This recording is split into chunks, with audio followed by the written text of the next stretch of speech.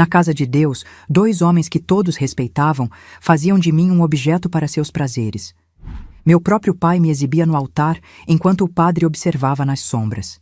Por anos rezei para que alguém me ouvisse, até que percebi que eu mesma teria que ser minha salvação. Bom dia, boa tarde ou boa noite, meus queridos. Que alegria poder estar aqui com vocês mais uma vez. Sou Cecília Aparecida Mendonça Ribeiro. Tenho 72 anos bem vividos, nascida em Itaipava do Sul, no Paraná. Mas hoje vivo aqui nesta cidadezinha abençoada de Chapecó, em Santa Catarina, onde encontrei meu cantinho de paz depois de tantas voltas que a vida dá. Hoje em dia, meu dia a dia é bem simples e cheio de amor. Acordo cedinho, antes mesmo do sol nascer, para preparar o café fresquinho para o meu Osvaldo, meu companheiro de vida há 50 anos. Ele já não enxerga muito bem, coitado, mas ainda faz questão de cuidar do nosso quintalzinho dos fundos, onde temos pés de laranja, limão e até um abacateiro que dá cada abacate enorme que você precisava ver. Nossa casa é pequena, mas aconchegante, com as paredes pintadas de amarelo clarinho, cor que meu filho Jefferson escolheu quando reformou tudo no ano passado. Temos 3 filhos, sabe? O Jefferson, que é o mais velho, a Miriam do meio e o caçula, Rogério. Todos já com seus próprios filhos, me dando a bênção de ser avó de 7 netinhos maravilhosos que enchem esta casa de alegria nos fins de semana. Meu dia é cheio de pequenas tarefas que podem parecer simples, mas que para mim são um privilégio. Depois do café com Osvaldo, cuido da casa, preparo o almoço, geralmente uma comidinha caseira, dessas que alimentam a alma junto com o corpo. À tarde, quando Osvaldo tira sua soneca, gosto de sentar na varanda da frente numa cadeira de balanço que era da minha mãe, fazer um crochê e observar o movimento da rua. Às vezes, a Miriam passa com as crianças depois da escola e fico com meus netinhos enquanto ela resolve alguma coisa na cidade. Nas quartas-feiras, recebemos em casa um grupo de senhoras da igreja para o nosso chá da tarde e orações. São minhas amigas de longa data e compartilhamos não só receitas de bolo, mas também as alegrias e tristezas da vida. É um momento que me faz muito bem, sabe? Porque na nossa idade, ter com quem conversar é um verdadeiro presente de Deus. Comecei a receber essas senhoras em casa há uns 15 anos, depois que meus filhos já estavam criados, e eu sentia que a casa ficava muito vazia e silenciosa. Foi ideia da Dona Terezinha, minha vizinha. Cecília, por que não fazemos nosso encontro de oração na sua casa? Você faz aquele seu bolo de fubá com goiabada que é uma delícia e a gente traz o chá. E assim começou, uma tradição que mantemos até hoje. Antes de continuar com a minha história, queria pedir um favorzinho de coração. Se você está gostando da companhia dessa vovó aqui, aperta aquele botãozinho de gostar e se inscreve no canal para não perder nenhuma história. Isso ajuda muito essa velhinha aqui a continuar compartilhando suas memórias com vocês. E vocês, meus queridos que estão me assistindo agora, me contem aqui nos comentários. De qual cidadezinha vocês estão me assistindo? E em que horinha do dia encontraram esse vídeo? De manhãzinha junto com o café, depois do almoço durante um descansinho, ou já de noitinha antes de dormir? Eu sempre leio todos os comentários e fico tão feliz em saber de onde vocês são e quando tiram um tempinho do dia para ouvir as histórias dessa vovó aqui. Me conta, viu?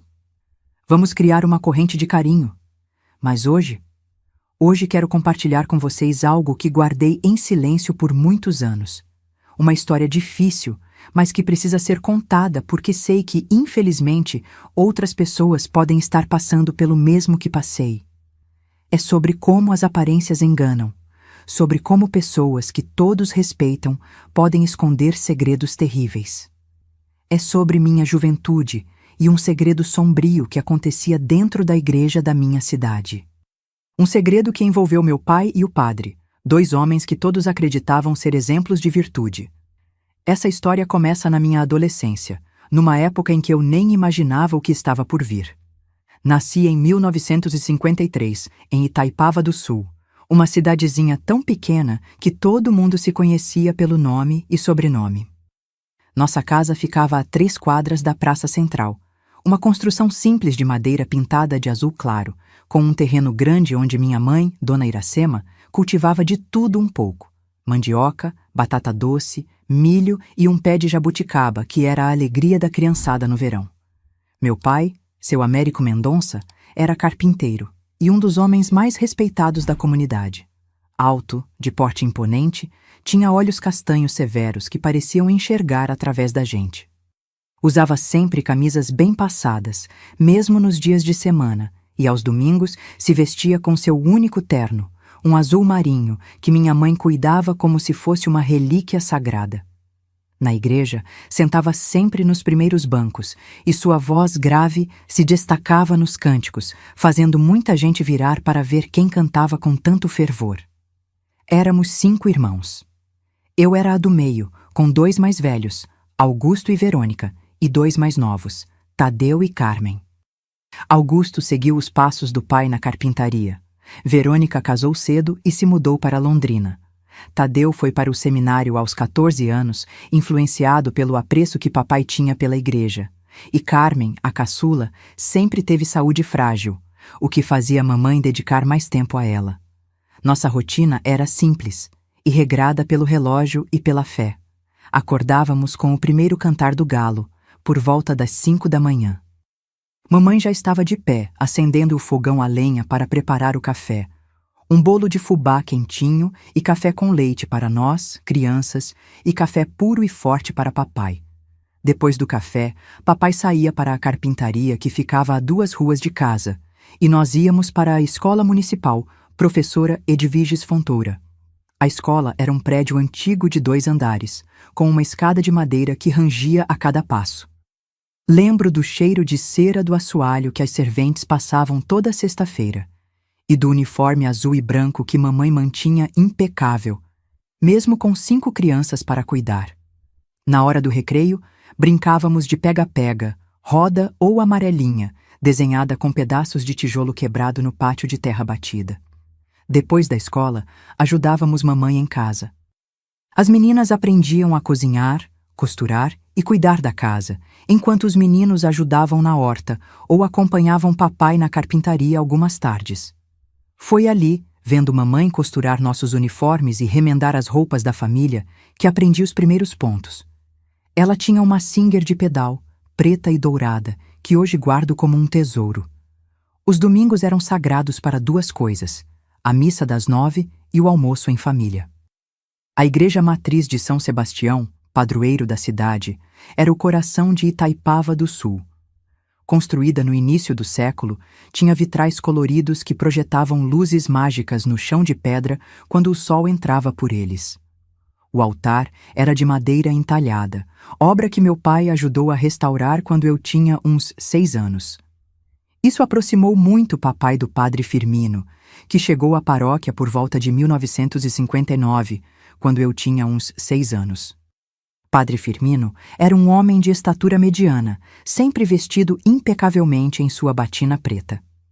Tinha um rosto redondo, corado e usava óculos de armação grossa que aumentavam seus olhos azuis. Sua voz durante os sermões era suave, mas firme, e ele tinha um jeito especial de fazer todos se sentirem tocados por suas palavras, como se falasse diretamente para cada um de nós. Rapidamente se tornou querido por toda a comunidade, e sua amizade com meu pai era motivo de orgulho para nossa família. Seu Américo é meu braço direito, dizia o padre para todos. Um homem temente a Deus como poucos. E papai retribuía a admiração, sempre convidando o padre para almoçar conosco aos domingos, pelo menos 2 vezes por mês. Eram almoços especiais, onde mamãe caprichava no frango caipira com polenta, típico da região, ou no 21, prato que reunia arroz, feijão, macarrão, farofa, couve, banana frita e ovo estrelado, servido principalmente em dias de festa. Durante esses almoços, Padre Firmino contava histórias de sua terra natal, Bom Jesus dos Perdões, em Minas Gerais, e falava sobre os planos para a paróquia. Meu pai ouvia atentamente e logo se oferecia para ajudar, fosse consertando os bancos da igreja, refazendo o corrimão da escada do coro ou organizando as quermesses. e sempre levava um de nós, filhos, para ajudar, geralmente Augusto ou Tadeu. Eu raramente ia, pois papai dizia que igreja não é lugar para a menina ficar sozinha. Ironicamente, mais tarde descobri o real motivo desse cuidado aparente. A vida em Itaipava do Sul, nos anos 50 e 60, era marcada pelas estações e pelas festas religiosas. Na festa de São Sebastião, em janeiro, a cidade inteira participava das novenas, procissões e da quermesse, onde as barraquinhas vendiam quentão, paçoca de amendoim e pinhão cozido. Havia o pau de sebo, onde os rapazes tentavam subir para ganhar o prêmio amarrado no topo, e o concurso de berrante que atraía fazendeiros de toda a região. Em casa, éramos criados com disciplina rígida. Papai não permitia atrasos, roupa mal passada ou lição de casa incompleta. Usava o cinto para corrigir qualquer desvio de comportamento, principalmente nos meninos. Com as meninas, usava mais as palavras, mas eram tão duras que às vezes preferiríamos o cinto. Menina tem que ser pura como Nossa Senhora, dizia sempre. Qualquer mancha na reputação não sai nunca. Até meus 12 anos, eu acreditava que meu pai era o homem mais correto do mundo. Admirava sua postura na igreja, o respeito que todos tinham por ele e como ele nunca se atrasava para nada. Augusto e Verônica às vezes comentavam que ele era severo demais, mas para mim era apenas um pai que queria o melhor para seus filhos. Mamãe, sempre quieta e submissa, nunca contrariava suas decisões, mesmo quando seus olhos marejavam ao ver um dos filhos sendo castigado.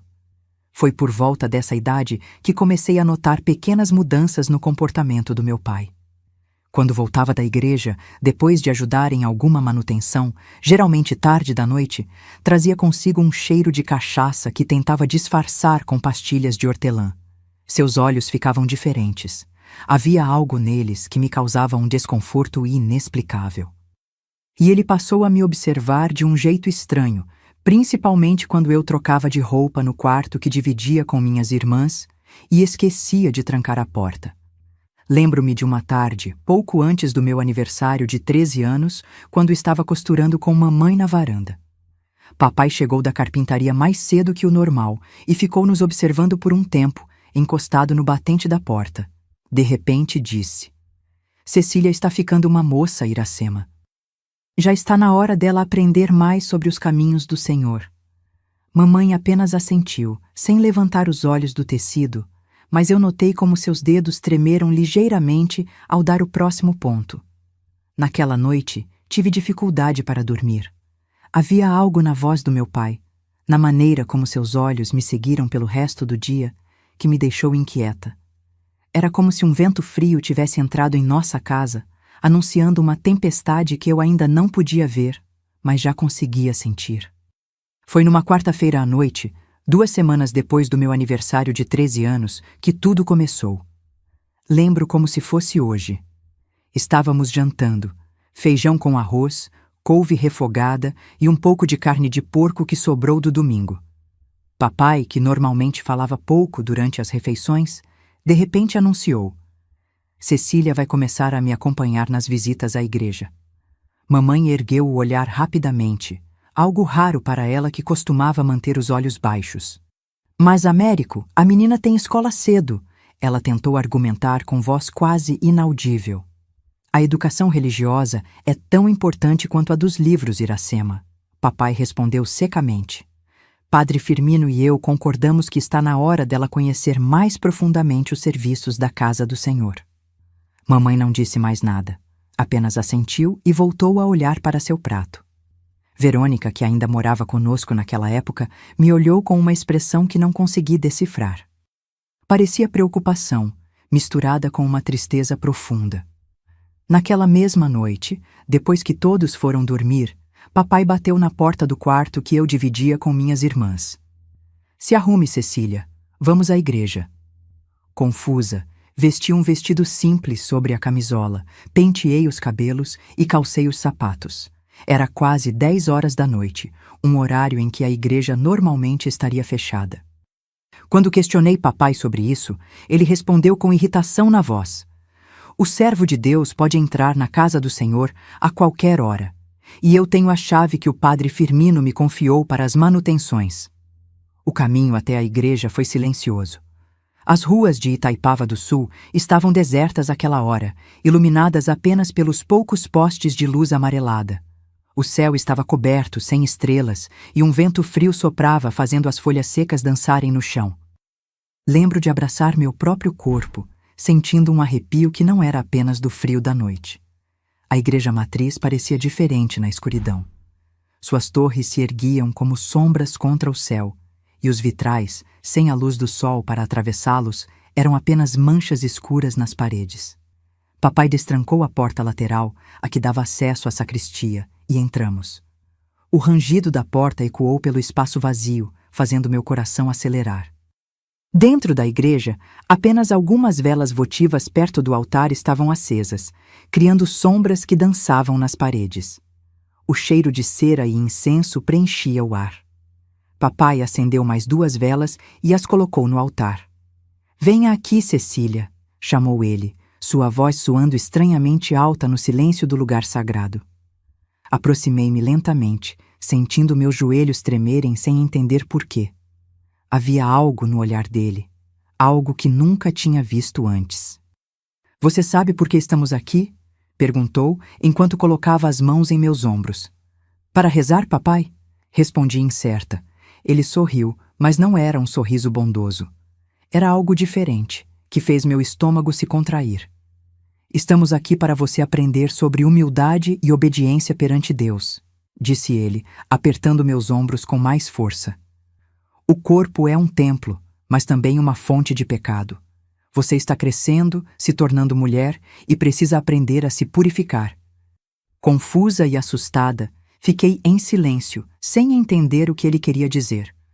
Foi então que papai deu um passo para trás e disse as palavras que marcariam o início do meu pesadelo. "Tire seu vestido, Cecília." "Como, papai?", perguntei, achando que tinha ouvido errado. "Tire o vestido. Aqui, na casa de Deus, você vai aprender a se envergonhar do seu corpo pecaminoso."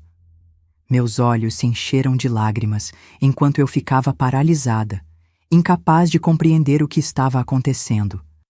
"Mas, papai, por quê?" "Não questione", ele elevou a voz, fazendo-a ecoar nas paredes da igreja. "Eva questionou a Deus e trouxe o pecado ao mundo. Você vai aprender a obedecer sem questionar." Com mãos trêmulas e lágrimas silenciosas escorrendo pelo rosto, comecei a desabotoar o vestido simples de algodão azul. A vergonha queimava meu rosto enquanto eu ficava apenas de combinação na frente do altar. O olhar de meu pai me percorria de cima a baixo, fazendo-me sentir suja de uma maneira que nunca havia sentido antes. "Agora, ajoelhe-se e reze", ordenou ele, apontando para o altar. "Reze para que Deus perdoe a vaidade e a luxúria que começam a crescer em você." Ajoelhei-me no chão frio de pedra, tremendo de frio e de medo.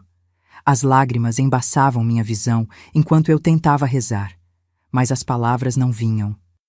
Como poderia Deus querer isso? Como poderia meu pai, o homem que todos respeitavam, me fazer passar por tal humilhação? Enquanto estava ajoelhada, ouvi um ruído sutil vindo da sacristia. Um movimento, um suspiro contido, algo que me fez virar a cabeça rapidamente. Por um instante, tive a impressão de ver uma sombra se movendo, como se alguém estivesse observando. Mas a sacristia estava escura demais para ter certeza. "Não se distraia!" A voz de papai cortou meus pensamentos. "Você está diante de Deus." Ficamos assim por quase 1 hora. Eu, ajoelhada, rezando entre soluços silenciosos, e meu pai de pé, me observando com aquele olhar que eu nunca havia visto antes. Quando finalmente ele me permitiu vestir o vestido novamente, minhas pernas estavam dormentes e meus joelhos machucados do contato prolongado com o chão de pedra. No caminho de volta para casa, papai falou apenas uma vez: "Isso vai acontecer toda semana. É para o seu bem, para a sua purificação. E não se atreva a contar para ninguém, especialmente para sua mãe. Isso é entre você, eu e Deus." Naquela noite, não consegui dormir. Deitada na cama que dividia com Carmen, Olhava para o teto de madeira, tentando entender o que havia acontecido. Ao meu lado, minha irmã mais nova dormia tranquilamente, inconsciente do horror que eu acabara de vivenciar. Queria contar para alguém, pedir ajuda, mas a quem? Mamãe vivia sob o jugo de papai tanto quanto nós, filhos. Meus irmãos mais velhos já não moravam mais em casa. E na pequena Itaipava do Sul, a palavra de seu Américo Mendonça valia mais que a de qualquer outra pessoa, especialmente a de uma menina de 13 anos. Na semana seguinte, aconteceu novamente. E na outra também. Cada visita à igreja se tornava mais difícil que a anterior. Papai começou a exigir que eu tirasse também a combinação, ficando apenas com as roupas íntimas. A vergonha purifica a alma, ele dizia, enquanto me observava ajoelhada, exposta e humilhada. Foi na terceira visita que tive certeza de que não estávamos sozinhos. Enquanto rezava, olhando fixamente para o crucifixo no altar para evitar o olhar de meu pai, ouvi novamente aquele ruído sutil vindo da sacristia. Desta vez, quando virei rapidamente a cabeça, pude ver claramente. A porta da sacristia estava entreaberta e, através da fresta, um par de olhos nos observava. Eram os olhos azuis aumentados pelos óculos de armação grossa do padre Firmino. Meu sangue gelou nas veias. O padre, o homem que deveria ser o representante de Deus na terra, estava ali, escondido, assistindo à minha humilhação. Não era apenas meu pai. Eram os dois, unidos em um pacto perverso que profanava o próprio lugar que deveriam proteger.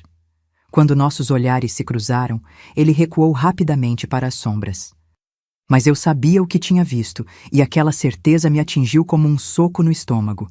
As duas figuras de autoridade máxima em minha vida, meu pai e o padre, estavam me traindo da maneira mais cruel possível. "Papai", sussurrei, ainda olhando para a porta da sacristia. "Tem alguém ali." Meu pai seguiu meu olhar e, para minha surpresa, sorriu. Não era um sorriso de vergonha ou culpa, mas de satisfação. "É apenas o padre Firmino", respondeu com naturalidade. "Ele está orando por sua alma." Naquele momento, compreendi a extensão do horror. Não era um segredo que meu pai guardava do padre, era um segredo que compartilhavam. Um acordo silencioso onde meu pai exercia poder sobre mim, e o padre observava, escondido nas sombras da sacristia. As visitas noturnas à igreja continuaram por semanas, depois meses. Sempre o mesmo ritual. Eu, obrigada a ficar sem nada, ajoelhada em oração forçada, meu pai observando abertamente, e o padre, oculto, mas presente. A cada visita, sentia uma parte de mim morrendo, a fé que um dia tive se despedaçando como os cacos de um vitral quebrado. Na escola, meu desempenho começou a cair. Não conseguia me concentrar, dormia durante as aulas depois de noites em claro. As professoras notaram a mudança, mas atribuíram ao cansaço da idade ou à fase difícil da adolescência. Em casa, me tornei quieta e arredia. Evitava ficar sozinha com meu pai e me encolhia quando ele se aproximava. Mamãe notou a mudança em meu comportamento. Uma tarde, enquanto lavávamos roupas juntas no tanque dos fundos, ela tocou meu braço suavemente. "Está acontecendo alguma coisa, minha filha?" perguntou, seus olhos revelando uma preocupação genuína. Quis contar tudo, jogar para fora o peso daquele segredo horrível. Mas no exato momento em que abri a boca para falar, vi papai parado na porta dos fundos, nos observando com aqueles olhos que agora me causavam tanto terror. O recado estava dado. Ele estava sempre vigilante, sempre pronto para garantir meu silêncio. "Não é nada, mamãe", respondi, baixando o olhar para a roupa ensaboada. "Só não tenho dormido bem." À noite, deitada na cama, comecei a planejar uma fuga. Talvez pudesse ir para Londrina, encontrar minha irmã Verônica. Ou quem sabe para Curitiba, onde uma prima de mamãe morava. Mas como uma menina de 13 anos, depois 14, 15 anos, poderia viajar sozinha? De onde tiraria dinheiro para a passagem? E mesmo que conseguisse fugir, a palavra de seu Américo chegaria antes de mim, pintando-me como uma filha ingrata e mentirosa. Foi quando completei 16 anos que as coisas pioraram ainda mais. Em uma das visitas noturnas à igreja, Padre Firmino não se contentou mais em observar das sombras. Ele saiu da sacristia e veio para o altar, ficando ao lado do meu pai. Cecília está se tornando uma mulher, disse ele a meu pai, sem sequer olhar para mim, como se eu fosse um objeto sendo avaliado. A humilhação está funcionando. Ela está aprendendo a submissão necessária. Meu pai assentiu, orgulhoso, como se estivessem discutindo o progresso de um projeto da carpintaria, e não a destruição sistemática de minha dignidade e fé. Foi nessa noite que, pela primeira vez, o padre também me deu ordens diretas, mandando-me ficar em diferentes posições para a melhor contemplação do pecado. O horror agora tinha 2 rostos, 2 vozes, 2 pares de olhos me observando. O lugar que deveria ser sagrado, a igreja onde fui batizada e fiz minha primeira comunhão, havia se transformado na câmara de meu tormento pessoal. E as 2 pessoas que deveriam me proteger, meu pai pela natureza do sangue, o padre pelo dever de seu ofício, eram meus algozes. Comecei a adoecer com frequência. Febres inexplicáveis, dores de estômago, pesadelos que me faziam acordar gritando no meio da noite. Meu corpo estava manifestando o que minha voz não podia expressar. Mamãe me levou ao médico em Guarapuava, cidade maior próxima a Itaipava do Sul. Mas os exames não mostravam nada físico. É nervoso, disse o doutor, receitando um calmante leve. O nervoso, claro, tinha nome e sobrenome. Tinha o rosto do meu pai e do padre Firmino. Tinha o eco de seus passos na igreja vazia à noite. Tinha o frio do chão de pedra nos meus joelhos machucados. Uma noite, após mais uma sessão de humilhação na igreja, tomei uma decisão desesperada. Não poderia continuar vivendo assim. Se não podia fugir, se não podia falar, talvez pudesse acabar com tudo de outra maneira. No dia seguinte, peguei alguns comprimidos do calmante que o médico havia receitado e os escondi embaixo do colchão. A cada dia, guardava 1 ou 2, acumulando o suficiente para o que planejava fazer. Mas o destino, ou talvez Deus, o verdadeiro, não aquele que meu pai e o padre deturpavam, tinha outros planos para mim. Na manhã seguinte ao dia em que decidi que tomaria todos os comprimidos de uma vez, o anúncio que mudaria tudo chegou a Itaipava do Sul. O bispo da diocese, Dom Evaristo, faria uma visita à paróquia para uma missa especial de confirmação. O anúncio da visita do bispo acendeu em mim uma pequena chama de esperança. Dom Evaristo era conhecido em toda a região como um homem justo e severo, que não tolerava desvios de conduta no clero. Suas visitas às paróquias eram raras e sempre causavam um rebuliço. Era como se um general viesse inspecionar as tropas. Padre Firmino, normalmente tão seguro de si, parecia nervoso nas missas que se seguiram ao anúncio. O bispo chegará em 3 semanas.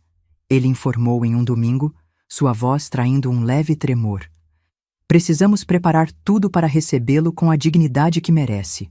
Observei como meu pai e o padre trocaram olhares tensos após o anúncio.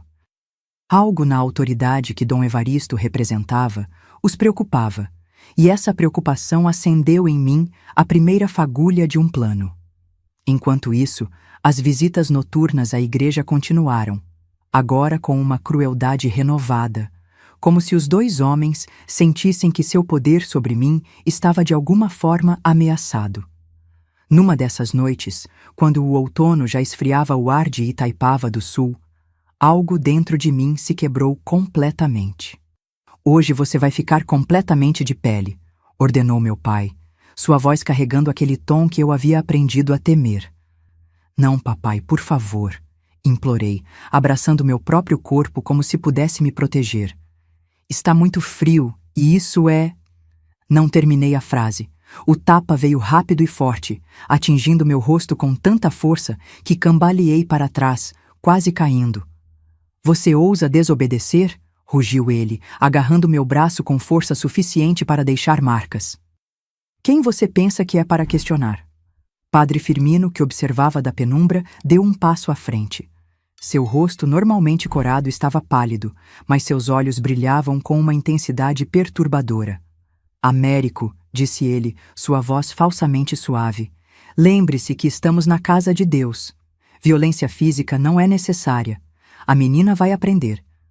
Ele se virou para mim e, pela primeira vez, dirigiu-se diretamente a mim com aquele tom que usava nos sermões de domingo, mas agora distorcido por algo terrível. Cecília, a desobediência é o pior dos pecados. Foi assim que Eva caiu, e é assim que todas as mulheres caem. Você quer cair no pecado? Tremendo incontrolavelmente, tanto de frio quanto de medo, balancei a cabeça negativamente. Então prove sua obediência, continuou ele, olhando para minhas roupas. Prove que quer ser salva.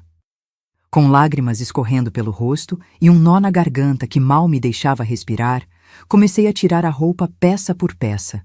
Primeiro o vestido, depois a combinação, finalmente as peças íntimas, até estar completamente exposta sob o olhar dos dois homens. O frio da igreja penetrava minha pele, mas era o frio interior que me consumia, um vazio gelado onde antes havia inocência e fé. Agora ajoelhe-se e reze, ordenou meu pai, sua voz baixa e rouca. Ajoelhei-me no chão de pedra, os joelhos já calejados de tantas noites semelhantes. Fechei os olhos com força, não querendo ver os olhares que percorriam meu corpo, e comecei a murmurar orações automáticas, palavras vazias que já não tinham significado para mim. Nesse momento, ouvi Padre Firmino se aproximar. Ele parou bem na minha frente e disse: Abra os olhos, Cecília. Olhe para o crucifixo enquanto reza. Abri os olhos relutantemente, apenas para descobrir que ele havia se posicionado de tal forma que eu tinha que olhar para ele, e não para o altar, enquanto rezava. Seu rosto estava a poucos centímetros do meu, e havia em seus olhos algo que me fez querer gritar, mas nenhum som saiu da minha garganta. Você entende o que estamos fazendo aqui, não entende? Perguntou ele, sua voz apenas um sussurro. Estamos salvando sua alma. O corpo é apenas carne pecaminosa. É preciso humilhá-lo para que a alma se eleve. Enquanto ele falava, percebi que meu pai tinha se afastado, indo em direção à porta principal da igreja. Ouvi o clique da fechadura. Ele estava nos trancando dentro do templo. Seu pai me deu permissão para intensificar sua purificação, continuou o padre, agora colocando uma mão gelada em meu ombro. A partir de hoje, vamos aprofundar seu aprendizado. O terror que senti naquele momento é algo que não consigo descrever completamente. Era como se todo o ar tivesse sido sugado da igreja, como se as próprias paredes fossem desabar sobre mim. Por um instante, considerei correr, gritar, lutar, mas para onde? Para quem? Quem acreditaria na minha palavra contra a do estimado Padre Firmino e do respeitado seu Américo? O que aconteceu a seguir permanece em minha memória como flashes fragmentados, imagens distorcidas que minha mente tentou bloquear para me proteger. Lembro das mãos do padre, frias como as de um cadáver, me tocando com uma pretensa solenidade, como se estivesse realizando algum ritual profano. Lembro de suas orações murmuradas enquanto cometia aquelas atrocidades, usando o nome de Deus para justificar o injustificável. Lembro do meu pai retornando mais tarde, observando com uma expressão que mesclava satisfação e algo que só muitos anos depois reconheci como culpa. Lembro de voltar para casa naquela noite, sentindo-me completamente vazia, como se não houvesse mais nada dentro de mim, além de um grande buraco negro que consumia tudo: esperança, fé, dignidade. Nos dias que se seguiram, não consegui olhar minha mãe nos olhos. Como poderia? Que palavras poderiam expressar o horror que eu estava vivendo? E mesmo se encontrasse as palavras, que garantia tinha de que seria acreditada? Em Itaipava do Sul, a palavra de uma adolescente não valia nada contra a de um pai de família respeitado e um padre querido por todos. Minha saúde piorou drasticamente. Parei de comer, perdendo tanto peso que minhas roupas ficavam penduradas em meu corpo como em um cabide. À noite, Os pesadelos eram tão intensos que eu acordava gritando, assustando Carmen, que começou a pedir para dormir no quarto da mamãe. Durante o dia, eu vagava como um fantasma pela casa e pela escola, presente apenas no corpo, minha mente sempre distante, buscando um escape que não existia. Foi Dona Clotilde, minha professora de português, quem primeiro percebeu a gravidade da situação. Um dia, depois da aula, ela me chamou para conversar. "Cecília, o que está acontecendo com você?" perguntou, seus olhos gentis demonstrando uma preocupação genuína. Quis contar, quis derramar todo aquele veneno que me corroía por dentro, mas as palavras ficaram presas na garganta. Anos de silêncio forçado e medo haviam me ensinado a desconfiar até mesmo da bondade. "Estou só cansada, professora", respondi, evitando seu olhar. "Cecília", ela insistiu, colocando a mão no meu ombro, o que me fez recuar instintivamente. "Seja o que for que esteja acontecendo, você pode contar comigo. Estou aqui para ajudar." Aquelas palavras simples, aquela oferta sincera de ajuda, quase quebrou minha resolução de silêncio. Quase. Mas então lembrei do que havia acontecido na noite anterior na igreja, e o medo foi mais forte. "Obrigada, professora", murmurei, antes de sair rapidamente da sala, deixando Dona Clotilde com uma expressão de impotência que se somava às minhas próprias dores. As visitas à igreja continuaram, agora com uma crueldade crescente. O padre, tendo cruzado todos os limites do sagrado, parecia cada vez mais ousado em suas purificações. Meu pai, por vezes, parecia desconfortável com os excessos de Padre Firmino, mas nunca o suficiente para interromper aquele pacto diabólico que haviam estabelecido. Uma noite, enquanto me vestia após mais uma sessão de horror, ouvi os dois conversando em voz baixa perto do altar. "Estou preocupado com a visita do bispo", dizia o padre. "Dom Evaristo tem fama de ser muito rigoroso. Se ele descobrir..." "Ninguém vai descobrir nada", respondeu meu pai com firmeza. "Quem acreditaria na palavra dela contra a nossa? Somos homens respeitados na comunidade." "Mesmo assim", insistiu o padre, "precisamos ser mais cuidadosos nas próximas semanas. Nada de marcas visíveis. E talvez seja melhor suspender nossas sessões até que o bispo vá embora." Meu pai pareceu considerar por um momento, depois assentiu. "Você tem razão. Vamos dar um tempo. A garota não vai a lugar nenhum. Podemos retomar depois." Aquela conversa, ouvida por acaso, plantou a semente do meu plano. Eles estavam com medo do bispo. Havia alguém cuja autoridade eles temiam. E essa era a minha chance. Talvez a única que teria. Na semana seguinte, como combinado entre eles, não houve visita noturna à igreja. Foi o primeiro respiro que tive em anos. Usava cada minuto daquela trégua temporária para planejar, para juntar coragem. Eu não poderia falar diretamente com o bispo. Sabia que seria impedida. Mas talvez pudesse escrever, deixar um bilhete, algo que chegasse às mãos dele sem que meu pai ou o padre soubessem. Comecei a escrever uma carta, escondida embaixo das cobertas tarde da noite, usando a luz fraca que entrava pela janela.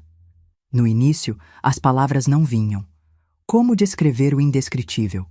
Como colocar no papel os horrores vividos sem morrer de vergonha? Mas aos poucos, como um filete de água que quebra uma barragem, as palavras começaram a fluir. "Excelentíssimo Dom Evaristo", escrevi com mãos trêmulas. "Meu nome é Cecília Aparecida Mendonça. Tenho 17 anos e sou filha de Américo Mendonça. O que vou contar é difícil, mas é a verdade perante Deus." Descrevi tudo, sem poupar detalhes. As visitas noturnas à igreja, a humilhação, os abusos, o pacto entre meu pai e o padre.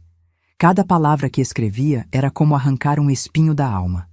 Doloroso, mas necessário para a cura.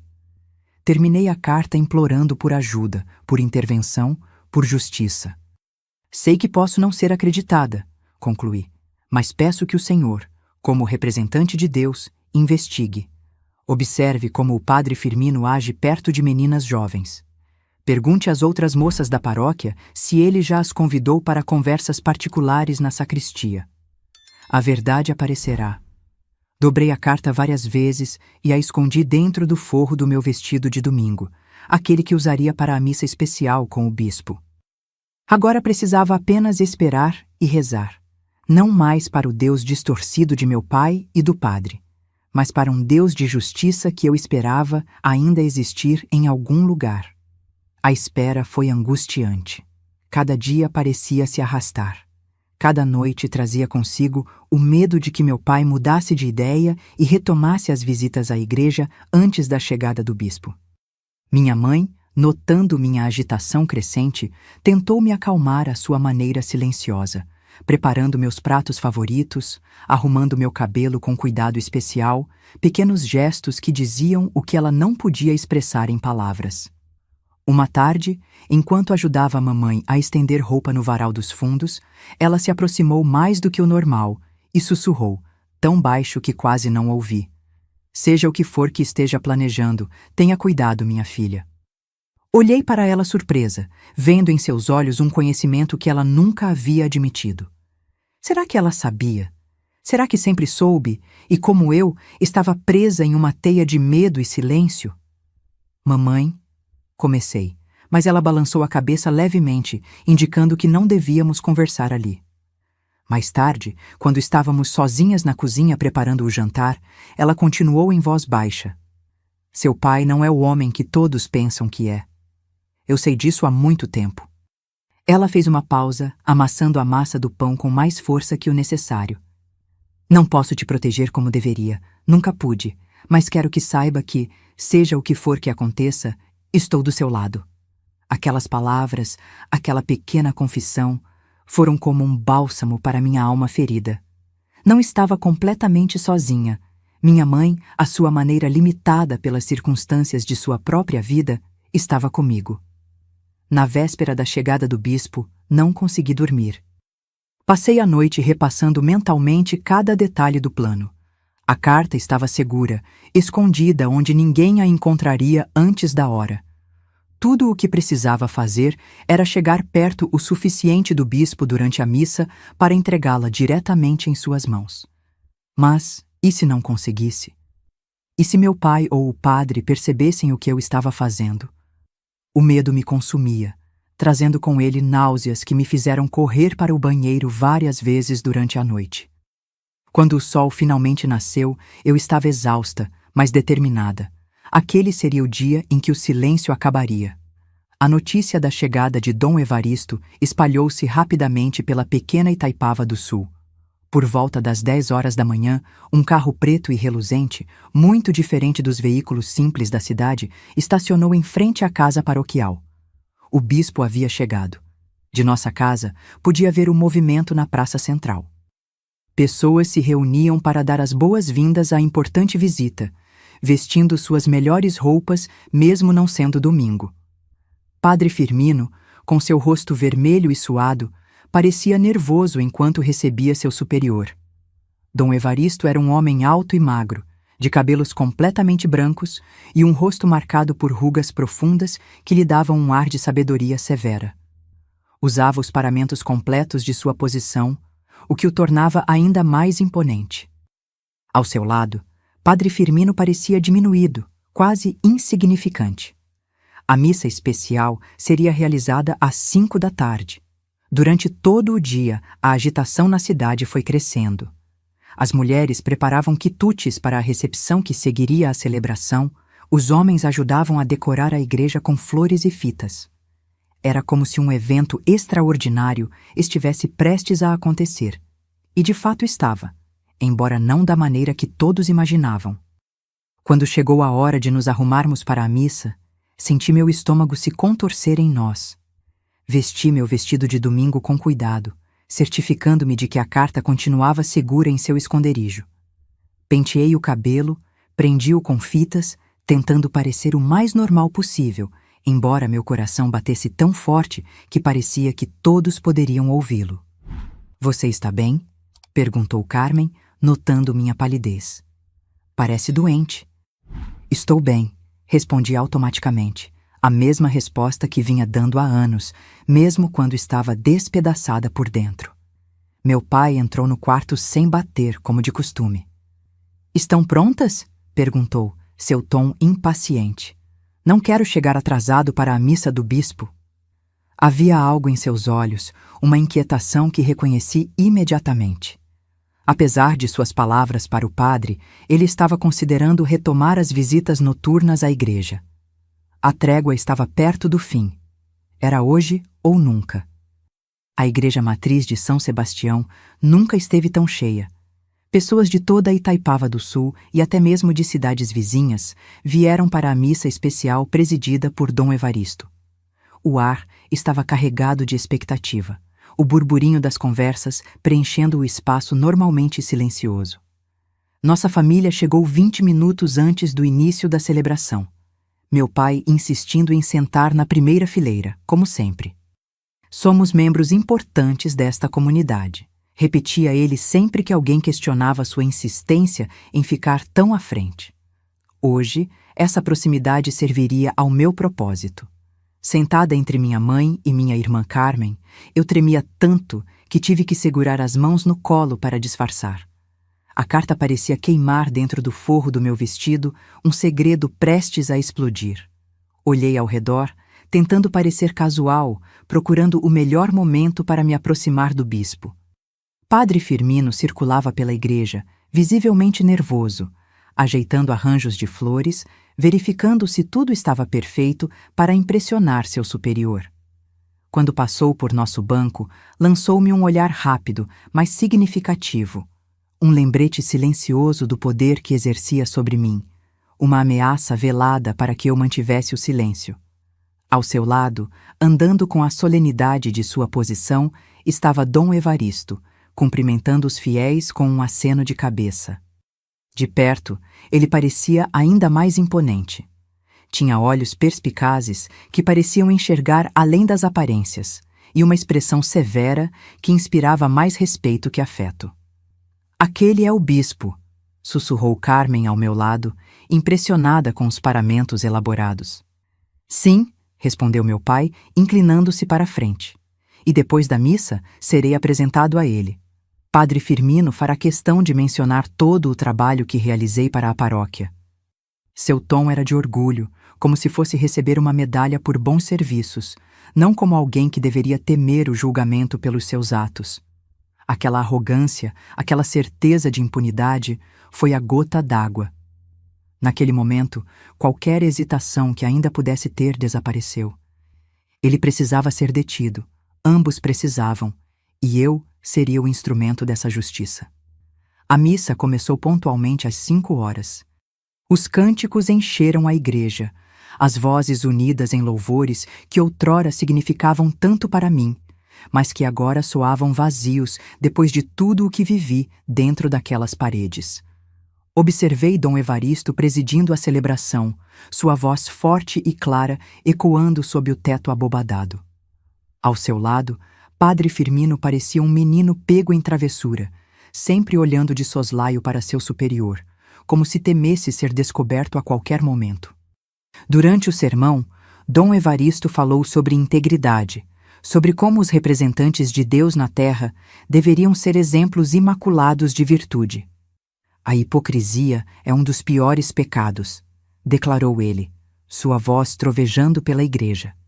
Aqueles que usam o manto da fé para esconder ações impuras serão julgados com mais severidade, pois traem não apenas os homens, mas o próprio Deus.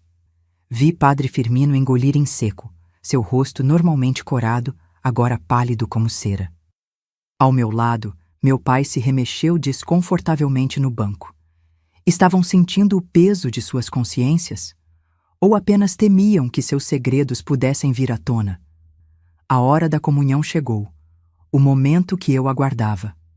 Conforme os fiéis formavam fila para receber a hóstia, minha mão trêmula encontrou a carta escondida. Com um movimento discreto, retirei-a do esconderijo e a segurei firmemente. Nossa fileira levantou-se para juntar-se à fila. Meu pai foi na frente, seguido por mamãe, depois eu e Carmen por último.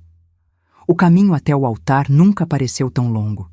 Cada passo era um esforço consciente para não desmoronar sob o peso daquela decisão.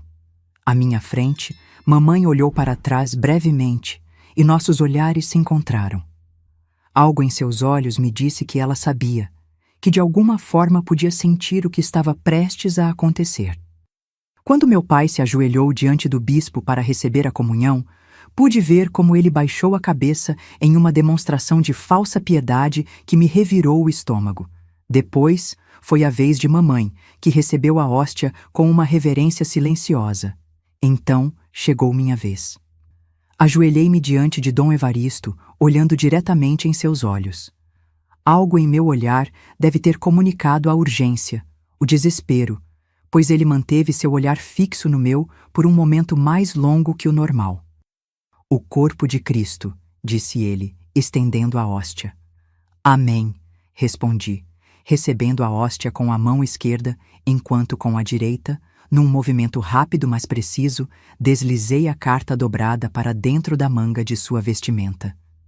Vi seus olhos se arregalarem ligeiramente em surpresa, mas ele não fez nenhum movimento para impedir ou revelar meu gesto. Levantei-me rapidamente e voltei para o banco, o coração batendo tão forte que temia que todos pudessem ouvi-lo. De volta ao meu lugar, não consegui rezar. Apenas fixei o olhar no altar, observando Dom Evaristo continuar a distribuir a comunhão. Em determinado momento, vi sua mão livre tocar discretamente a manga onde eu havia colocado a carta, como se para confirmar que algo realmente estava lá. Ao meu lado, meu pai parecia em paz, absorto em suas orações, completamente alheio ao que eu acabara de fazer. O restante da missa passou como um borrão. Minhas mãos estavam geladas, minha boca seca, minha mente alternando entre o terror do que poderia acontecer se meu plano desse errado e a esperança desesperada de que finalmente alguém me ouviria. Após a bênção final, Dom Evaristo anunciou que receberia cumprimentos dos fiéis na casa paroquial, onde também seria servida uma pequena recepção. Meu pai, ansioso para impressionar o bispo, insistiu que toda a família fosse. É uma honra sermos recebidos pelo bispo, declarou ele, ajeitando a gravata enquanto saíamos da igreja. Na casa paroquial, a tensão dentro de mim crescia a cada minuto. O local estava cheio, pessoas se aglomerando para falar com Dom Evaristo, que recebia a todos com um sorriso contido, mas educado. Observei-o de longe, notando como, em certo momento, ele se afastou discretamente para uma sala lateral. Minutos depois, voltou com uma expressão diferente, mais grave, mais concentrada. Seus olhos percorreram a sala até encontrarem os meus. Por um brevíssimo instante, nossos olhares se cruzaram e senti que ele havia lido minha carta. Um calafrio percorreu minha espinha. Não sabia se de medo ou alívio. Padre Firmino, a voz de Dom Evaristo cortou o burburinho da sala como uma faca. Preciso falar com o senhor em particular. Agora. O tom não admitia recusa. Padre Firmino, que conversava animadamente com alguns membros influentes da comunidade, parou no meio de uma frase. Seu rosto, já naturalmente corado, adquiriu um tom quase púrpura. Claro, Excelência, respondeu ele, tentando manter a compostura, mas sua voz traiu seu nervosismo. Os dois se retiraram para o escritório da casa paroquial, deixando para trás um silêncio momentâneo seguido por um murmúrio de curiosidade. O que poderia ser tão urgente? Por que o bispo parecia tão sério? Meu pai, que observava a cena de perto, franziu o senho. Algo em seu instinto deve ter soado um alarme, pois ele começou a olhar ao redor, como se procurasse por algo, ou alguém fora do lugar. Seus olhos eventualmente pousaram em mim, e naquele instante soube que ele suspeitava. O que você fez? Sibilou ele, aproximando-se rapidamente e agarrando meu braço com força suficiente para deixar marcas. O que você disse a eles? Antes que eu pudesse responder, a porta do escritório se abriu novamente. Dom Evaristo reapareceu, seu rosto uma máscara de gravidade. Ao seu lado, Padre Firmino parecia ter envelhecido 10 anos em questão de minutos, pálido, trêmulo, derrotado. Senhoras e senhores, anunciou Dom Evaristo, sua voz firme e autoritária, silenciando instantaneamente o salão. Peço a todos que se retirem. exceto a família Mendonça. Tenho um assunto urgente a tratar com seu Américo e sua família. Um burburinho de surpresa percorreu a sala. Ninguém sabia o que estava acontecendo, mas todos sentiam que algo extraordinário estava prestes a ocorrer. Relutantemente, os convidados começaram a se retirar, lançando olhares curiosos em nossa direção. Quando o último convidado saiu e a porta se fechou, restamos apenas nós, minha família, o bispo e um padre Firmino visivelmente perturbado. O silêncio que se seguiu era denso, quase sufocante. Seu Américo, começou Dom Evaristo, sua voz agora gélida. Recebi hoje informações gravíssimas sobre condutas suas e do padre Firmino, que, se verdadeiras, constituem não apenas um pecado mortal, mas também um crime perante as leis dos homens. Meu pai empalideceu, mas rapidamente recuperou a compostura. Não sei do que Vossa Excelência está falando, respondeu com uma confiança forçada. Dom Evaristo retirou minha carta do bolso de sua vestimenta e a ergueu. Esta carta, escrita por sua filha Cecília, contém acusações de natureza tão grave que me deixaram profundamente perturbado. Padre Firmino já confessou parcialmente sua participação nos atos descritos aqui. Todos os olhares se voltaram para mim. O de meu pai era de puro ódio, o de mamãe de uma dor misturada com um estranho alívio, o de Carmen de confusão e medo. O de Padre Firmino era o mais difícil de decifrar, uma mistura de vergonha, raiva e algo que parecia quase... alívio? Ela está mentindo! Explodiu meu pai, dando um passo em minha direção, os punhos cerrados. É uma menina rebelde que sempre causou problemas. Inventou essa história para nos prejudicar. Dom Evaristo interpôs-se entre nós, sua figura alta e imponente como uma barreira. Não se aproxime dela, ordenou com uma autoridade que fez meu pai recuar. Padre Firmino já admitiu que vocês levavam a menina à igreja durante a noite. Ele disse que era para orações especiais, mas sua hesitação e seu comportamento me dizem outra coisa. Meu pai olhou para o padre com descrença, como se tivesse sido traído. Você contou a ele? Você quebrou nosso acordo? Aquelas palavras foram sua condenação. A confissão involuntária pairou no ar, pesada e irrefutável. Então é verdade, disse Dom Evaristo, sua voz agora trêmula de indignação. Vocês realmente... Ele não conseguiu terminar a frase, como se as palavras fossem demasiado horríveis para serem pronunciadas. Foi nesse momento que algo dentro de mim se rompeu completamente. Anos de silêncio forçado, de humilhação, de dor suprimida, tudo explodiu em um grito que parecia vir das profundezas da minha alma. É verdade, tudo é verdade, gritei, as lágrimas jorrando pelo meu rosto. Eles me levavam para a igreja à noite. Papai me obrigava a tirar tudo na frente do altar. Dizia que era para me purificar. E o padre ficava escondido, observando tudo. Depois ele começou a participar também. Não consegui continuar. Os soluços sacudiam meu corpo com tanta força que mal conseguia ficar de pé. Mamãe correu para mim, envolvendo-me em seus braços magros, mas surpreendentemente fortes. Minha filha, repetia ela, chorando também. Por que não me contou? Por que não me deixou ajudar? Ele disse que mataria você se eu contasse, respondi entre soluços. Disse que ninguém acreditaria em mim, que todos pensariam que eu era uma mentirosa, uma pecadora. Dom Evaristo assistia à cena com uma mistura de horror e compaixão. Depois, virando-se para meu pai e para o padre, seu rosto endureceu novamente. Seu Américo Mendonça, a partir deste momento, está proibido de entrar em qualquer igreja desta diocese. Quanto a você, Padre Firmino, está suspenso de todas as suas funções sacerdotais até segunda ordem. Amanhã mesmo comunicarei o caso às autoridades civis. O que vocês fizeram não é apenas um pecado mortal, é um crime que deve ser punido pelas leis dos homens. Meu pai, vendo seu mundo desabar, fez um último esforço desesperado. Você vai acreditar na palavra de uma menina perturbada contra a minha? Contra a de um padre? Ninguém na cidade vai acreditar nisso. Ninguém. Eu acredito, disse minha mãe, sua voz surpreendentemente firme. Eu sempre soube que algo estava errado. Os pesadelos dela, o medo, as mudanças. Como pude ser tão covarde? Como pude não ver o que estava diante dos meus olhos? E eu também acredito, acrescentou uma voz da porta. Era Dona Clotilde, minha professora. Ela estava pálida, trêmula, mas determinada.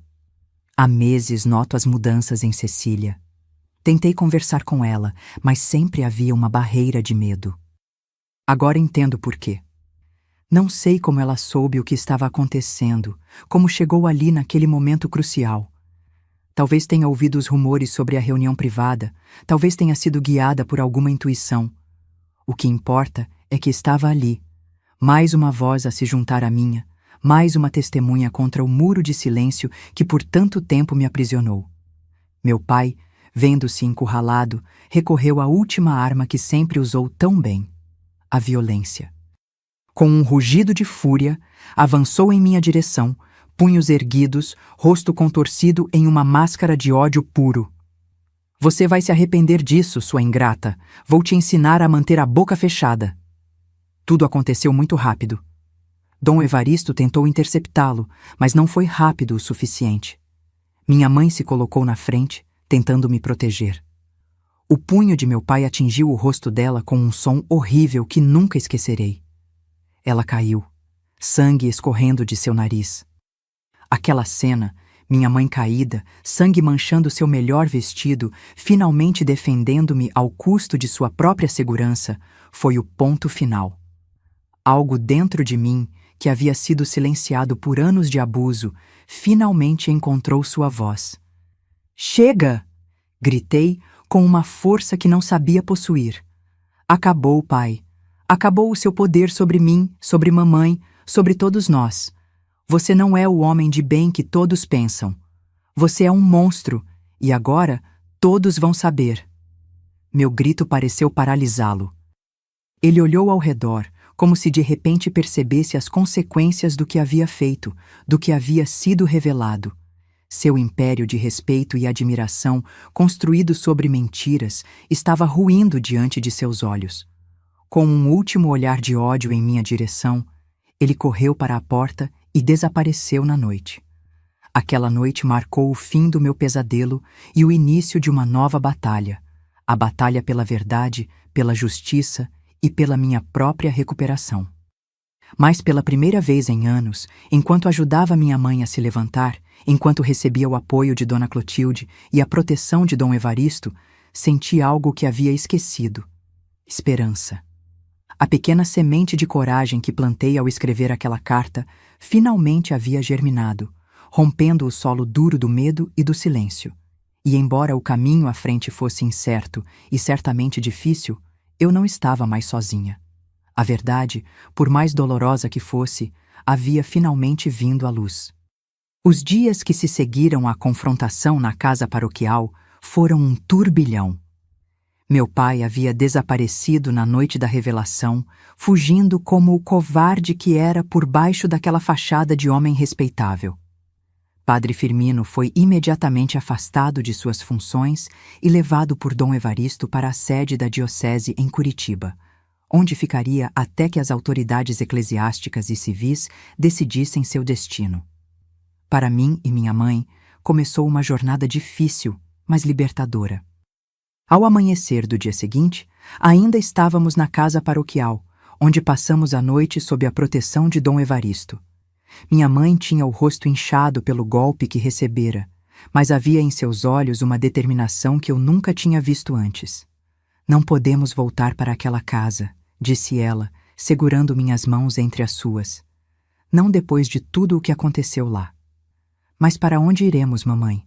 Perguntei, sentindo o peso da incerteza sobre nós. Foi Dona Clotilde quem nos ofereceu o primeiro abrigo. Venham para minha casa, disse ela com firmeza. Tenho um quarto extra, e vocês podem ficar o tempo que for necessário. Aquela professora, que eu sempre admirei pela inteligência e gentileza, tornou-se a primeira pessoa a estender a mão quando mais precisávamos. Seu pequeno apartamento acima da farmácia central de Itaipava do Sul se transformou em nosso refúgio temporário. Mas a situação era complexa. Enquanto nos mudávamos para a casa de Dona Clotilde, a notícia do escândalo se espalhou pela pequena Itaipava do Sul, como fogo em palha seca. Em questão de horas, toda a cidade sabia que seu Américo Mendonça e o padre Firmino haviam sido acusados de atos terríveis contra mim. As reações foram mistas. Algumas pessoas, principalmente as mulheres da cidade, vieram nos oferecer apoio discreto. Outras, incrédulas, nos olhavam com desconfiança nas ruas. Como pode uma menina fazer tais acusações contra homens tão respeitáveis? Ouvi alguém murmurar no mercado. O pior veio quando Carmen voltou da escola chorando, porque as outras crianças a chamavam de irmã da mentirosa. Tadeu, meu irmão que estava no seminário, enviou uma carta fria dizendo que não podia acreditar que eu tivesse difamado um homem de Deus e que estava orando pela minha alma. Apenas Augusto, meu irmão mais velho, e Verônica, minha irmã que morava em Londrina, ofereceram apoio irrestrito quando souberam do ocorrido. Verônica, inclusive, veio nos visitar assim que soube, trazendo consigo não apenas conforto emocional, mas também uma proposta. Vocês não podem continuar aqui, disse ela, sentada na pequena sala de Dona Clotilde. As pessoas vão sempre olhar para vocês como aquelas do escândalo da igreja. Venham para Londrina comigo. É uma cidade grande, ninguém conhece vocês lá. Podem recomeçar. A ideia de recomeçar em um lugar onde ninguém nos conhecesse era tentadora, mas também assustadora. Como deixar para trás tudo o que conhecíamos? Como reconstruir nossas vidas do zero? A decisão foi tomada por circunstâncias que estavam além do nosso controle. 3 semanas após a confrontação, um oficial de justiça bateu à porta de Dona Clotilde com um papel nas mãos. Era uma intimação. Eu e minha mãe deveríamos comparecer ao fórum da comarca de Guarapuava para depor no processo contra meu pai e o padre Firmino. Guarapuava ficava a quase 3 horas de Itaipava do Sul, e o fórum era um prédio imponente que me intimidou assim que o vi. Dentro dele, em uma sala fria e austera, prestei meu depoimento diante de um juiz de expressão severa, mas olhos compassivos. Durante horas, tive que reviver cada detalhe daquele pesadelo, enquanto um escrivão batia nas teclas de uma máquina de escrever, registrando meu sofrimento em letras pretas sobre papel branco. Minha mãe também depôs, contando como sempre suspeitou que algo estava errado, mas como o medo e anos de submissão a impediram de agir. Seu testemunho, embora doloroso para ela, foi crucial para corroborar minha história. No final da audiência, o juiz nos informou que um mandado de prisão havia sido expedido contra meu pai, mas que ele ainda não havia sido localizado. Quanto ao padre Firmino, estava sob custódia da igreja, aguardando julgamento pelo tribunal eclesiástico, mas também responderia criminalmente quando o processo avançasse. "E quanto a nós?" perguntou minha mãe ao promotor, um homem jovem de olhar compassivo. "Podemos voltar para nossa casa?" "Tecnicamente, sim", respondeu ele. "Mas recomendo cautela. Nem todos na cidade acreditam na versão de vocês. Pode ser desconfortável." Desconfortável era um eufemismo. Quando voltamos a Itaipava do Sul naquela noite, encontramos nossa casa com as janelas quebradas e palavras horríveis pintadas na fachada. Alguém havia tentado incendiar a varanda, mas os vizinhos conseguiram apagar o fogo antes que se espalhasse. Foi a gota d'água. Naquela mesma noite, sentadas ao redor da mesa de Dona Clotilde, tomamos a decisão. Iríamos para Londrina com Verônica. "Tenho um apartamento pequeno, mas aconchegante", disse minha irmã. "Tem espaço suficiente para nós 3, e conheço uma fábrica de tecidos que está contratando. Mamãe poderia trabalhar lá. E você, Cecília, poderia terminar os estudos em uma escola diferente, onde ninguém conhece sua história." A perspectiva de um novo começo, longe das sombras do passado, finalmente acendeu uma pequena chama de esperança em meu coração. Era assustador, sim, mas também libertador. Na manhã seguinte, começamos a empacotar o pouco que tínhamos conseguido salvar de nossa casa. Enquanto dobrávamos roupas e separávamos os poucos objetos de valor sentimental, Carmen, que estava estranhamente quieta, finalmente falou. Ainda não entendo por que papai fez aquilo com você, Cecília. O quarto ficou em silêncio. Como explicar a uma menina de 12 anos a maldade que existe no mundo? Como fazê-la entender algo que nem mesmo eu compreendia completamente? Algumas pessoas, mesmo as que parecem boas por fora, têm escuridão dentro delas, respondeu mamãe, salvando-me de ter que encontrar palavras. Seu pai, ele não era o homem que fingiu ser durante todos esses anos. Mas e agora? Ele nunca mais vai voltar? Perguntou Carmen, sua voz pequena e frágil. Não sei, minha filha, respondeu mamãe sinceramente. Mas por enquanto, temos que pensar em construir uma nova vida para nós. 3 dias depois, partimos para Londrina em um ônibus interestadual. Levávamos apenas 2 malas cada uma, contendo tudo o que restava de nossas vidas anteriores. Olhando pela janela, enquanto o ônibus deixava Itaipava do Sul, senti uma mistura de tristeza e alívio. Estava deixando para trás o cenário de meu pior pesadelo, mas também o único lar que já havia conhecido. A viagem foi longa e silenciosa. Cada uma de nós estava perdida em seus próprios pensamentos, tentando processar tudo o que havia acontecido e imaginar o que o futuro nos reservava. Para mim, aos 17 anos, era como se estivesse nascendo de novo. Assustador, mas também cheio de possibilidades. Londrina nos recebeu com o anonimato que tanto precisávamos. Era uma cidade em crescimento, cheia de pessoas de todos os cantos do país buscando novas oportunidades. O apartamento de Verônica ficava no 3º andar de um prédio modesto, mas bem cuidado, perto do centro. Tinha apenas 2 quartos, então Carmen e eu compartilhávamos um, enquanto mamãe dormia com Verônica. Os primeiros meses foram de adaptação. Mamãe conseguiu o emprego na fábrica de tecidos que Verônica havia mencionado. O trabalho era árduo e o salário modesto, mas ela parecia encontrar uma estranha satisfação em ganhar seu próprio dinheiro pela primeira vez na vida. Carmen foi matriculada em uma escola próxima e, após alguma resistência inicial, começou a fazer amigos. Eu, seguindo o conselho de Verônica, me inscrevi para terminar o ensino médio em um colégio estadual. Mas a transição não foi fácil. À noite, os pesadelos ainda me perseguiam. Durante o dia, qualquer homem que lembrasse vagamente meu pai ou o padre Firmino me fazia congelar de medo. Na escola, tinha dificuldade em me concentrar, e minha nova professora de português, uma senhora de meia-idade chamada Dona Eunice, frequentemente me pegava olhando pela janela, perdida em pensamentos sombrios. Foi Dona Eunice quem, percebendo minha luta silenciosa, me indicou para a psicóloga da escola, Doutora Lídia.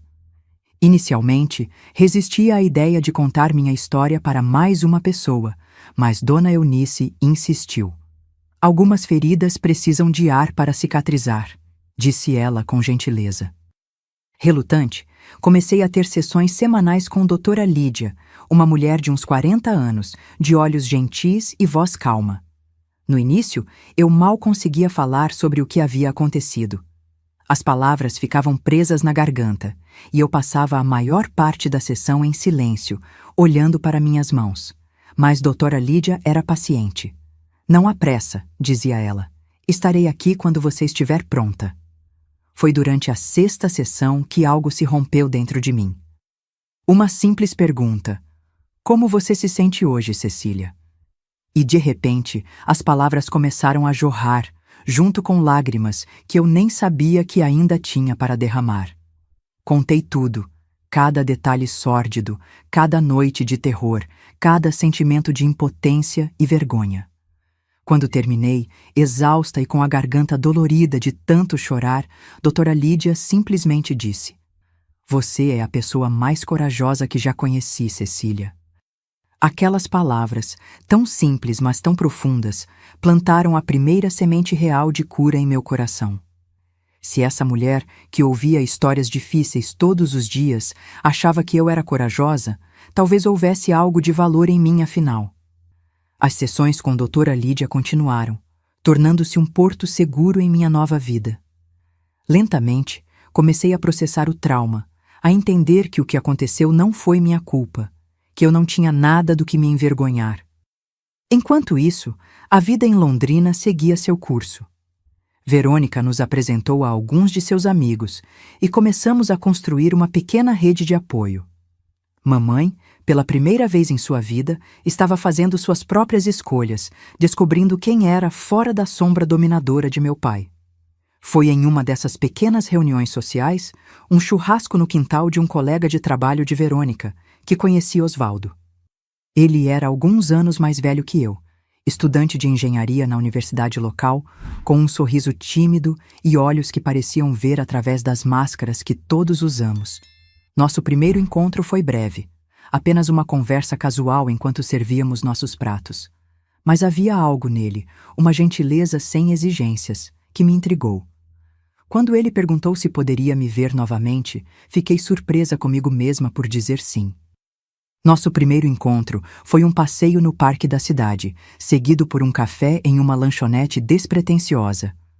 Conversamos sobre livros, filmes, sonhos para o futuro, assuntos leves, seguros, mas havia momentos em que nossos olhares se encontravam e eu sentia que ele percebia que havia mais em minha história do que eu estava compartilhando.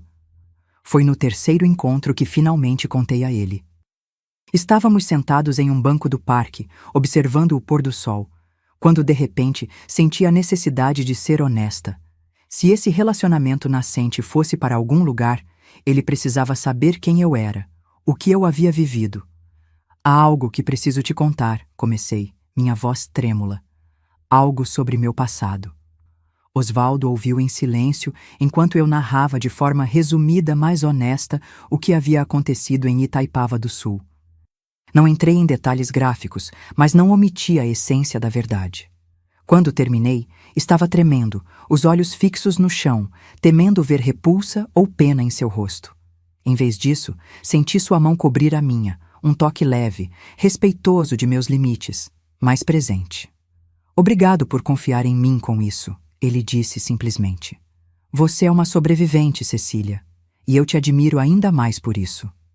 Naquele momento, algo mudou entre nós.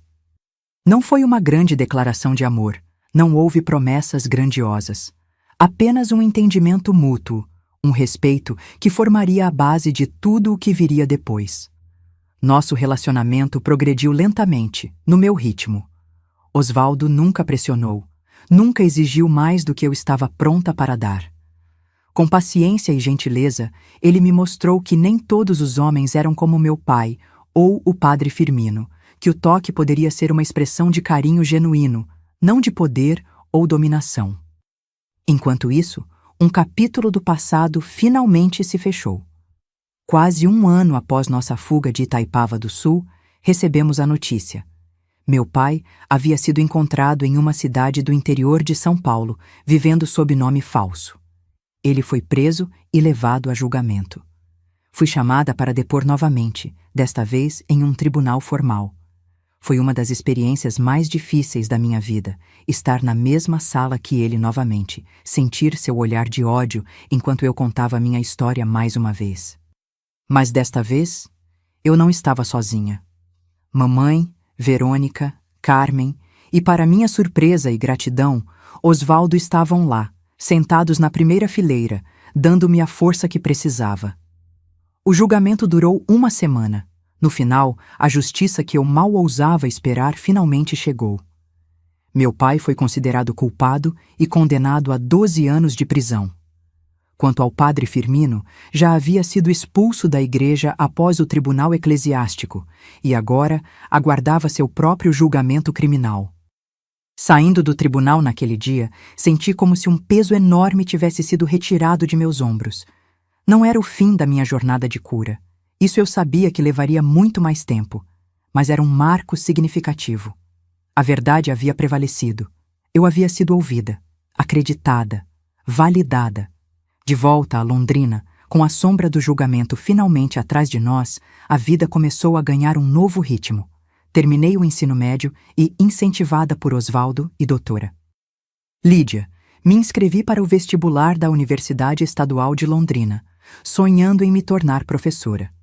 Para minha surpresa e alegria, Fui aprovada. E assim, aos 19 anos, comecei uma nova fase da minha vida.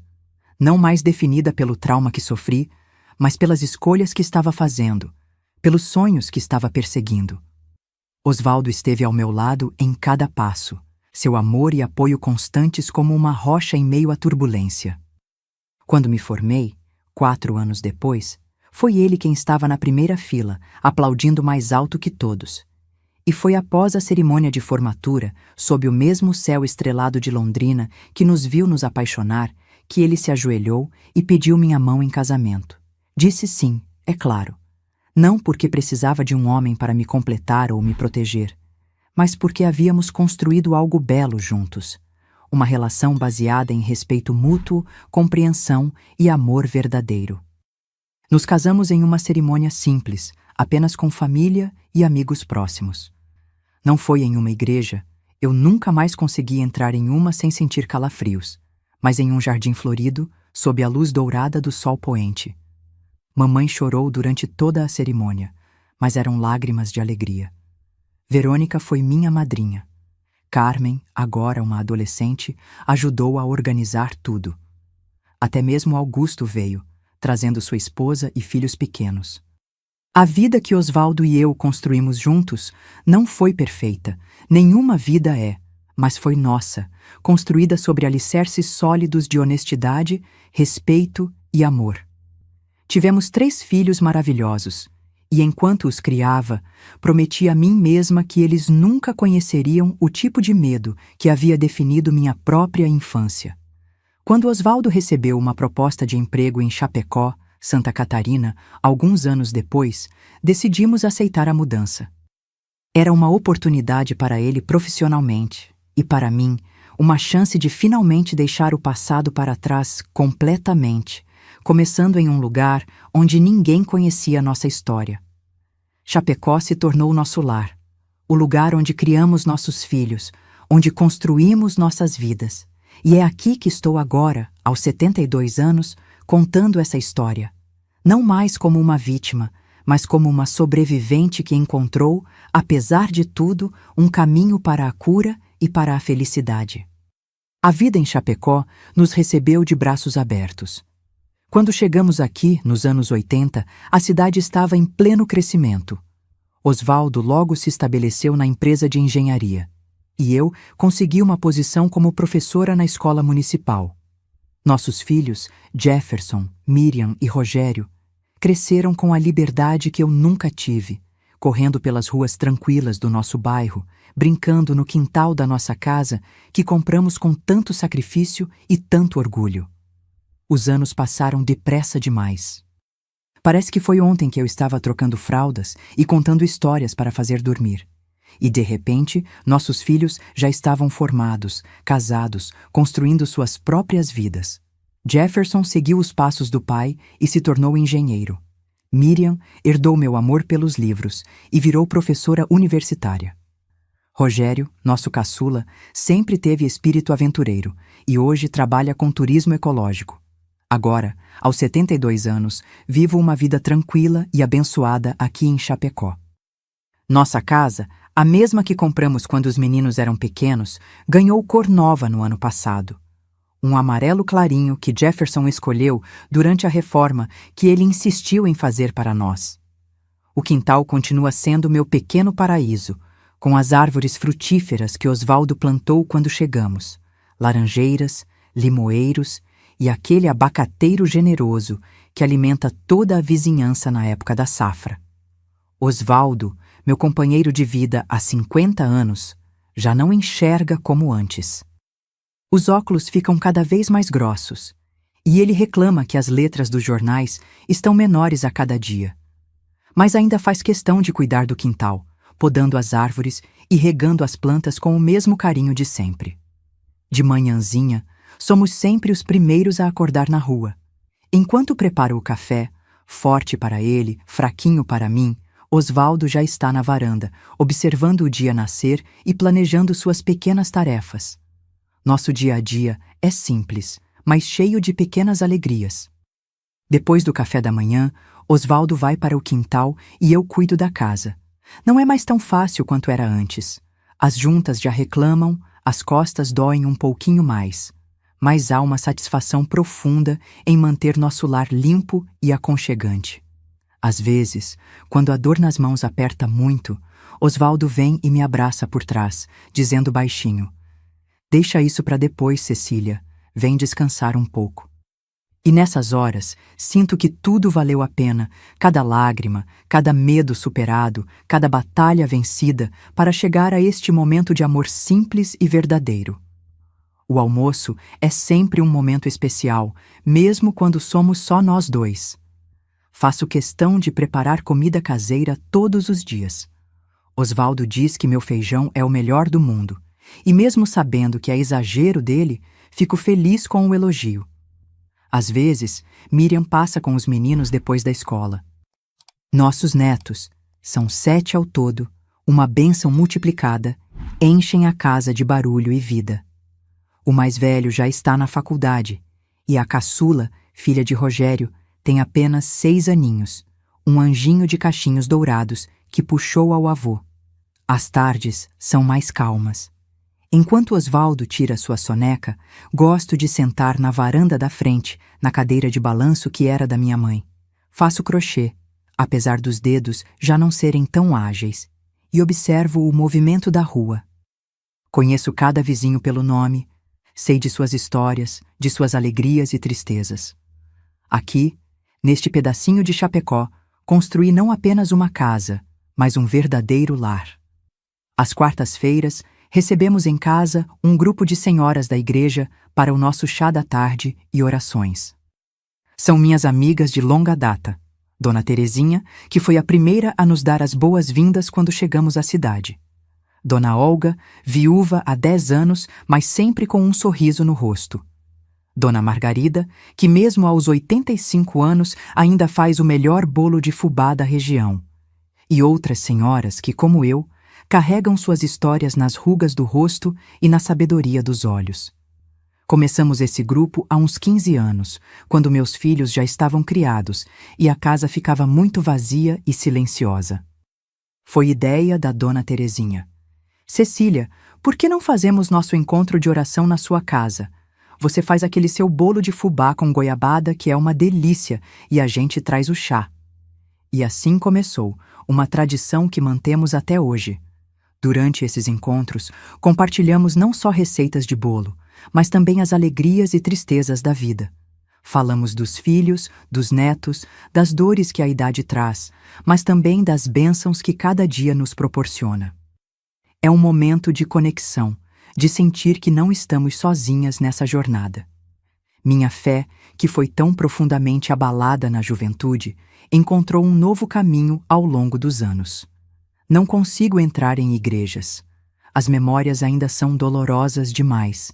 Mas encontrei Deus nas pequenas coisas, no sorriso dos meus netos, no amor do meu marido, na bondade dos amigos, na beleza de um pôr do sol. É uma fé mais simples, talvez, mas também mais autêntica e pessoal. Osvaldo sempre respeitou esse aspecto da minha vida. Ele vai à missa aos domingos, mas nunca me pressionou a acompanhá-lo. Em vez disso, criamos nossos próprios rituais sagrados, uma oração de gratidão antes das refeições, um momento de silêncio contemplativo ao final do dia, uma conversa sobre as bênçãos recebidas enquanto observamos as estrelas da nossa varanda. Os domingos são dias especiais para nós. É quando a família se reúne para o almoço. Nem sempre todos podem vir, claro, cada um tem sua própria vida agora, mas fazemos questão de manter essa tradição viva. A mesa se estende com uma toalha bordada que ganhei da minha mãe, os pratos que comprei um a um ao longo dos anos e a comida que preparo com amor desde cedo. Ver meus filhos e netos reunidos, conversando, rindo, às vezes até discutindo, porque família é assim mesmo, me enche de uma alegria que não consigo explicar. Olho para eles e penso em tudo o que passei, em como cheguei até aqui, e sinto uma gratidão profunda por ter encontrado a força para romper aquele ciclo de abuso e construir algo completamente diferente para minha própria família. Nem tudo são flores, é claro. A idade traz suas limitações e suas perdas. Muitos amigos queridos já se foram. Mamãe faleceu há 15 anos, em paz, cercada por nós. Verônica, minha irmã que foi tão fundamental na minha vida, partiu há 5 anos, deixando um vazio que nunca será preenchido. Carmen vive em Cascavel. Não nos vemos com tanta frequência quanto gostaria, mas falamos por telefone toda semana. Quanto ao meu pai e ao padre Firmino, há muitos anos não tenho notícias. Após cumprir sua pena, meu pai desapareceu completamente. Às vezes me pergunto se ele ainda está vivo, se algum dia sentiu remorso pelo que fez. Mas não permito que esses pensamentos ocupem muito espaço na minha mente. Aprendi que perdoar não significa esquecer ou minimizar o mal que foi feito, mas sim me libertar do poder que esse mal tinha sobre mim. Hoje, quando me olho no espelho, vejo uma mulher de 72 anos com cabelos brancos e rosto marcado pelo tempo. Mas vejo também os olhos de uma sobrevivente, de alguém que conheceu o pior da humanidade e ainda assim conseguiu acreditar no melhor. Vejo alguém que transformou a dor em força, o medo em coragem, o trauma em sabedoria. Esta sou eu, Cecília Aparecida Mendonça Ribeiro. Não sou apenas a menina que sofreu abusos na igreja de Itaipava do Sul. Sou esposa, mãe, avó, amiga, professora aposentada. Sou a senhora que faz o melhor bolo de fubá com goiabada de Chapecó, segundo minhas amigas do chá de quarta-feira. Sou a vovó que conta histórias para os netos, a vizinha que sempre tem um ouvido atento e um conselho gentil. Sou muito mais do que meu trauma. E talvez essa seja a maior vitória de todas. Meus queridos que me acompanharam até aqui, compartilhar esta história não foi fácil. Por muitos anos, carreguei este segredo como um fardo pesado demais para dividir. Mas hoje, com a sabedoria que só os anos podem trazer, entendo que nosso silêncio protege apenas os abusadores. São nossas vozes, mesmo trêmulas, que têm o poder de mudar vidas. Se você está passando por algo parecido com o que vivi, ou conhece alguém nessa situação, quero que saiba, você não está sozinho. O caminho para a cura pode ser longo e difícil, mas é possível. Aprendi que a idade não define nossa força, mas sim nossa capacidade de recomeçar cada dia. Mesmo quando achamos que não há mais esperança, que estamos completamente quebrados, podemos encontrar forças que nem sabíamos que tínhamos. Minhas rugas são mapas de sobrevivência. Cada uma conta uma história de dor superada. Olhando para trás, vejo que minha história não é sobre o que fizeram comigo, mas sobre como escolhi responder. Descobri que somos mais fortes do que imaginamos, especialmente quando pensamos que não aguentamos mais. O tempo não cura todas as feridas, mas nos ensina a viver com elas e ainda assim sorrir. Se há algo que aprendi em meus 72 anos de vida, é que nossa história não termina nos capítulos dolorosos. Por mais escura que seja a noite, o amanhecer sempre chega. Por mais profundo que seja o poço em que nos encontramos, sempre há um caminho para fora. Às vezes, precisamos apenas de uma mão estendida para nos ajudar a encontrá-lo. Em cada país, em cada cultura, existem pessoas sofrendo em silêncio, como eu sofri. Pessoas que acreditam que não têm voz, que ninguém acreditará nelas, que estão sozinhas em sua dor. Mas também existem, em todo lugar, pessoas dispostas a ouvir, a acreditar, a ajudar. Busque ajuda. Fale com alguém de confiança. Procure organizações de proteção em sua região. Não carregue esse fardo sozinho como eu carreguei por tanto tempo. Aprendi que sobreviver é uma forma de resistência e viver bem é a melhor vingança. Cada sorriso genuíno, cada momento de alegria verdadeira, cada abraço dado e recebido com amor é uma vitória contra aqueles que tentaram nos destruir. Não permita que seu agressor vença, roubando também seu futuro. E se você está do outro lado, se é alguém que percebe sinais de abuso em uma criança, um adolescente, um adulto, não feche os olhos. Não faça como tantos fizeram comigo, ignorando os sinais porque era mais confortável, porque não queriam se envolver. Sua atenção, sua preocupação, seu apoio podem ser a diferença entre uma vida de sofrimento contínuo e uma chance de cura. A dignidade e o respeito são valores universais, não importa onde você esteja. Cada um de nós tem um papel a desempenhar na proteção dos mais vulneráveis. Juntos, como uma comunidade global, podemos fazer a diferença. Podemos quebrar o ciclo de silêncio e impunidade que permite que abusadores continuem a fazer vítimas.